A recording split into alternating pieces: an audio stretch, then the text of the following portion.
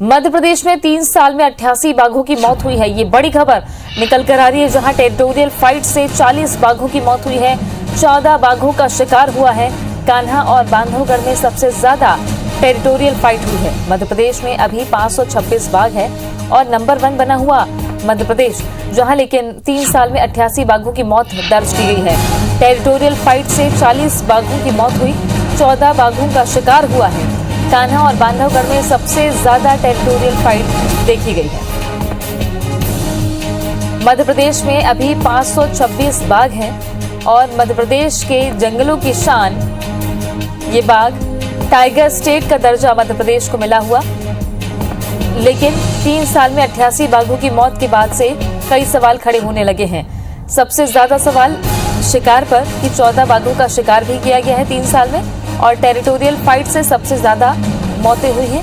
40 का आंकड़ा territorial fight से बाघ की मौतों का है। राकेश चतुर्वेदी हमारे सहयोगी जुड़ गए हैं ज्यादा जानकारी के साथ में।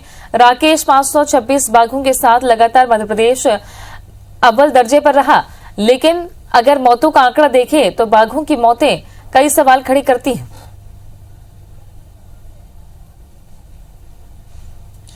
बिल्कुल, और हम कह सकते हैं कि मध्य प्रदेश को एक बार फिर टाइगर स्टेट का दर्जा मिला है। लेकिन हम इस टाइगर स्टेट की बात करें तो जिस तरह से मध्य प्रदेश में बाघ बढ़े हैं, उसी 88 बाघों की मौत हुई है और जो सबसे अधिक मौत है वो टेरिटोरियल फाइट है। और हम मध्य प्रदेश के इस टेरिटोरियल फाइट की असली यदि वजह जानने का प्रयास करें तो 526 जो वर्तमान में बाघ हैं उनके लिए चूंकि जो नियम है जो उसके तहत ये कह सकते हैं कि एक बाघ को 50 से 60 वर्ग किलोमीटर स्पेस की जरूरत पड़ती है, लेकिन जो बाघों के लिए एरिया है वो कम है। दरअसल हम बांधवगढ़ की बात करें, कान्हा की बात करें तो वहां पर जो पर्याप्त एरिया होना चाहिए उतना नहीं है। वर्तमान में बात करें 526 बाघों की तो करीब जो एक्सपर्ट का कहना है 31,000 वर्ग किलोमीटर वन क्षेत्र के उनके एरिया की जरूरत है। लेकिन वर्तमान में बाघों के लिए करीब 10,000 वर्ग किलोमीटर का क्षेत्र ही आरक्षित है। यानी कह सकते हैं कि जो वर्तमान में बाघों के लिए जितना स्पेस होना चाहिए, जो उनको जंगल मिलना चाहिए, जो उनको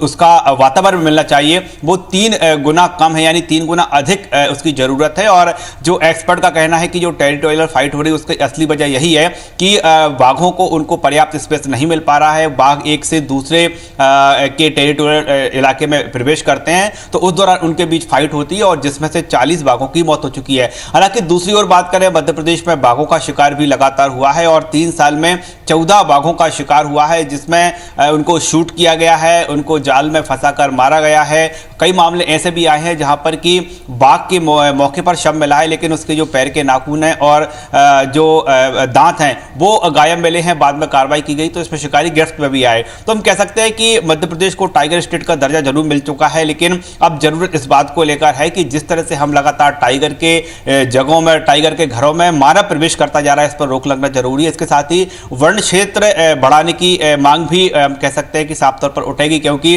टाइगर को जितना स्पेस चाहिए, टाइगर लगातार मध्य प्रदेश में बढ़ते जा रहे हैं, लेकिन उसका घर जो है उतने छोटे होते जा रहे हैं और 3 गुना तक उसका जो घर है छोटा है, यानी 3 गुना अधिक घर बढ़ाना पड़ेगा। तो साफ तौर पर जिस तरह से वनों की कटाई है, जिस तरह से टाइगर जो स्पेस है वहां पर जो मानव लगातार बढ़ता जा रहा है, तो कहीं ना कहीं उस पर रोक लगाना जरूरी है। लेकिन हाँ, हम कह सकते हैं कि सुखद खबर जरूर है कि मध्य प्रदेश टाइगर का स्टेट का दर्जा है एक बार फिर मिला है। लेकिन यह दर्जा यदि बरकरार रखना है तो साफ तौर पर जो तमाम जो रिपोर्ट आई है उससे सीख लेना होगी, उसको लेकर सरकार को अलर्ट होना पड़ेगा, जो वन विभाग है उसको अलर्ट होना पड़ेगा और टाइगर के घर में जो है कम से कम मानव प्रवेश करे, इस पर रोक लगाना होगी। लेकिन जो रिपोर्ट सामने आई, साफ तौर पर कह सकते हैं कि 88 बाघों की मौत हुई है 3 साल में, लेकिन यदि अकेले सबसे अधिक मौतों की बात करें तो वो टेरिटोरियल फाइट है और ये फाइट टाइगर के बीच रुक सके, टाइगर स्टेट का दर्जा कायम रह सके, तो उसके लिए अब कह सकते हैं कि इस रिपोर्ट आने के बाद कई तरह की कवायद करना होगी,